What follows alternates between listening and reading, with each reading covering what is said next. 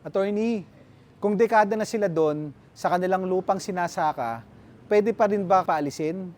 May kakilala kasi ako na ganyan na nangyari. Mahalagang usapin yan lalo na't maraming pamilya ang nakatali ang buhay sa lupang kanilang sinasaka ng ilang dekada. Sa ilalim ng ating mga batas gaya ng Comprehensive Agrarian Reform Law at ang mga lumang batas sa agricultural tenancy, hindi basta-basta mapapaalis ang isang magsasaka dahil lang gusto ng may-ari, lalo na kung mayroong tinatawag na tenancy relationship. Narito ang ilang mahahalagang punto na dapat isaalang-alang. Number 1, ang isang lehitimong agricultural tenant ay may karapatan sa security of tenure. Ibig sabihin, hindi siya maaaring paalisin sa lupa maliban na lamang kung may just cause o balidong dahilan na inaprubahan ng Department of Agrarian Reform. Hindi sapat na dahilan ang paglipas ng panahon o pagpapalit ng may-ari ng lupa. Number 2, maaari lamang sila mapaalis sa pamamagitan ng isang pinal na desisyon mula sa DAR Adjudication Board o DARAB, batay sa mga sumusunod na dahilan. Hindi pagbabayad ng upa o lease rental, maliban na lamang kung ito ay dulot ng kalamidad o peste.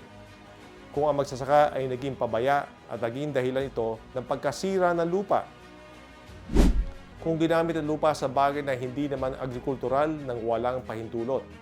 Paglabag sa mga napagkasunduan sa kontratang hindi labag sa batas. Number 3, kung sila ay dekada na nandoon, malakas ang tsansa na sila ay tuturing na de jure tenant.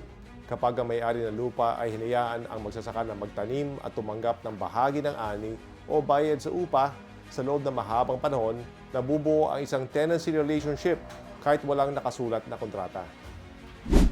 Number 4, paano kung ibenta ang lupa?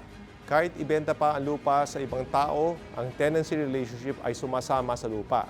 Ang bagong may-ari ay obligadong respetuhin ang karapatan ng magsasaka. Sa katunayan, ang tenant ay may right of preemption, karapatang maunang bumili kung ibibenta ang lupa, o right of redemption, karapatang bawiin ang lupa kung naibenta na ito sa iba nang hindi sila nanonotify. Number 5, dapat malinaw kung sila ay pumasok sa lupa ng may pahintulot ng may-ari para magsaka. Kung sila ay pumasok ng walang pahintulot at walang kasunduan sa partihan ng ani, maaaring hindi sila sakop ng agrarian reform laws at maaaring ituring na informal sector.